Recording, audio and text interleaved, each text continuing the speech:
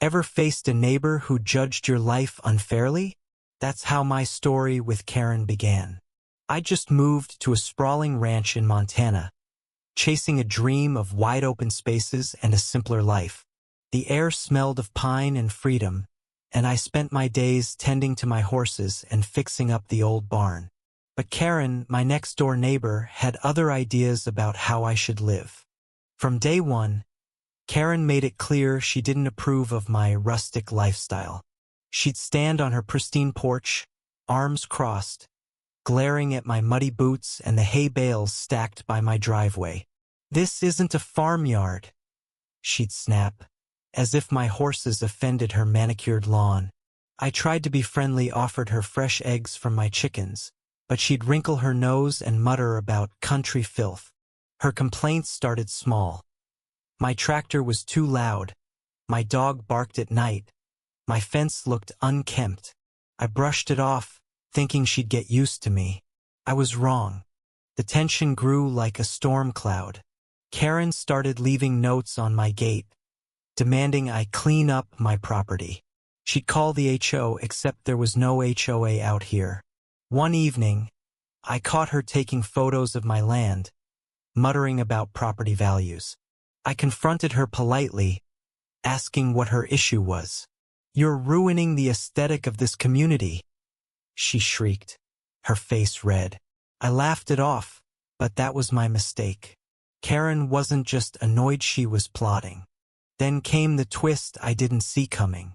One morning, I woke to find a man in a suit sniffing around my property. Turns out, Karen had befriended a local real estate agent, Tom, who was desperate to flip my ranch for a profit. Tom wasn't just a bystander.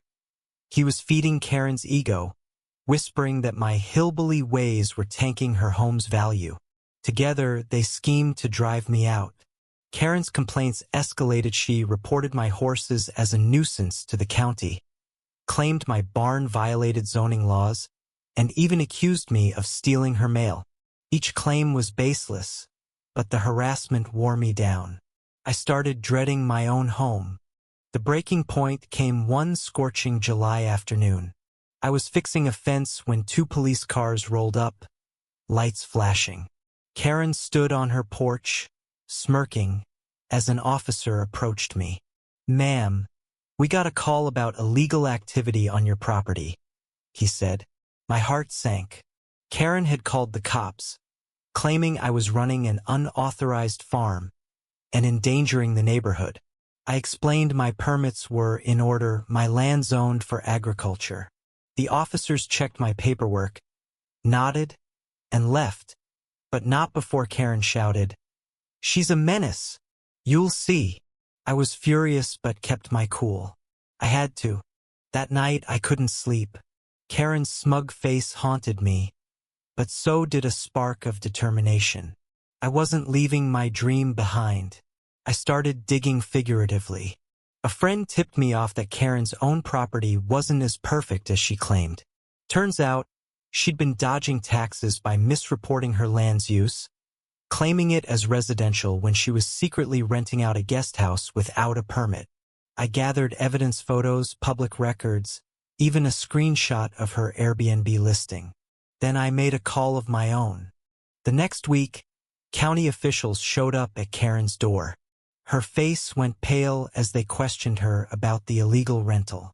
Tom, her real estate buddy, tried to smooth things over, but the evidence was ironclad. Karen was fined heavily, and her guest house was shut down. The kicker? Her property value took a hit when buyers learned about the legal mess.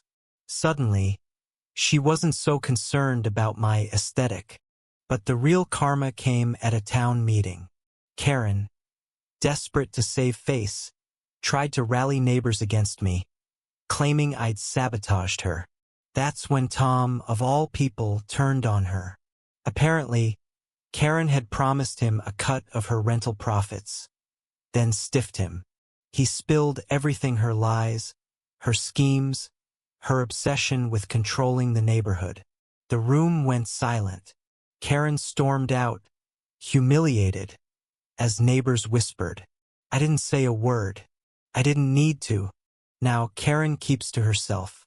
Her porch is still pristine, but she avoids my gaze. I'm still here, living my ranch life, boots muddy and heart full. Justice doesn't always come fast, but when it hits, it's sweet. What do you think was Karen's downfall, fair? Or did she deserve worse? Share your thoughts below.